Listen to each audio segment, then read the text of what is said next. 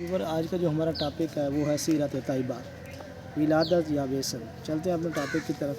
اس سے پہلے آپ سے ریکویسٹ ہے کہ آپ میرے چینل کو سبسکرائب، لائک اور شیئر کریں۔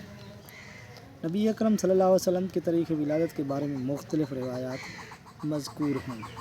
اکثر علماء 9 ربیع الاول کو صحیح تاریخ مانتے ہیں، مگر جمہور علماء کا مسلک یہ ہے کہ ولادت باسعادت 12 ربیع الاول بمطابق 23 اپریل 571 بروز سوموار پیر صبح صادق کے وقت ہوئی۔ آپ صلی اللہ علیہ وسلم کی والدہ ماجدہ کا بیان کثرت سے روایات میں نقل ہوا ہے۔ جب آپ صلی اللہ علیہ وسلم کی ولادت ہوئی تو مجھے یوں محسوس ہوا کہ میرے اندر سے ایک نور نکلا ہے جن سے مشرق و مغرب روشن ہو گئے ہیں۔ روایات میں بیان ہوا ہے کہ آپ صلی اللہ علیہ وسلم کے دادا حضرت عبد المطلب آپ صلی اللہ علیہ وسلم کو اٹھا کر خانہ کعبہ میں لے گئے اور آپ صلی اللہ علیہ وسلم کے لیے دعا مانگی۔ پیدائش کے 7ویں روز سنت ابراہیمی کے مطابق جناب عبد المطلب نے آپ صلی اللہ علیہ وسلم کا عقیقہ کیا اور اپنے قبیلہ قریش کے لوگوں کو کھانے کی دعوت دی۔ کھانے کے بعد پوچھا گیا، اے عبد المطلب، آپ نے جس بیٹے کی یہ دعوت عقیقہ کی ہے اس کا نام کیا رکھا ہے؟ تو انہوں نے کہا، میں نے اس کا نام محمد رکھا ہے۔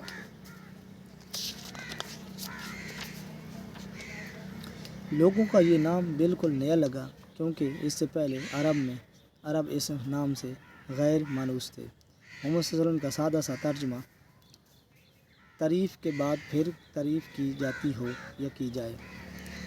اس سے یہ مفہوم واضح ہوتا ہے کہ محمد صلی اللہ علیہ وسلم مراد وہ ذات ہے جس کی تعریف کا سلسلہ جاری ہے اور جاری رہے گا۔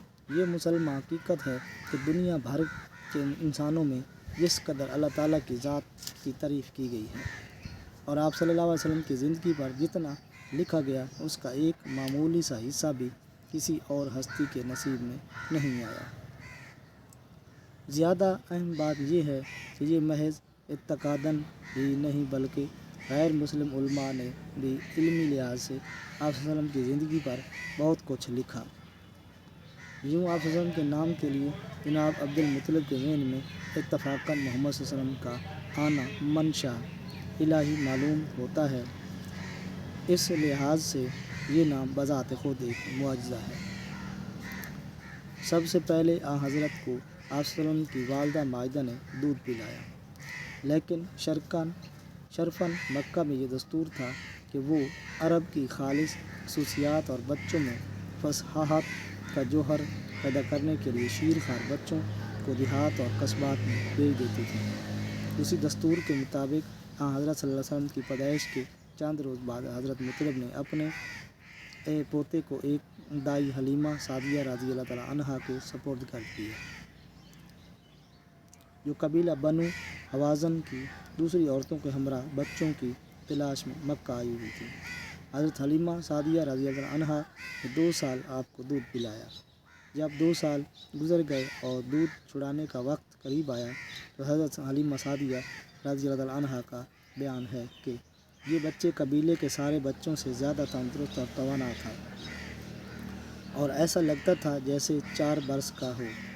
ہم بچے کو اس کی ماں کے پاس مکہ واپس لے گئے، مگر ہمارا جی چاہتا تھا کہ وہ ہمارے پاس کچھ مدت اور رہے۔ میں نے اس کی ماں سے کہا کہ میرے اس بیٹے کو میرے پاس کچھ عرصہ رہنے دو تاکہ یہ خوب پل کر تنومند ہو جائے۔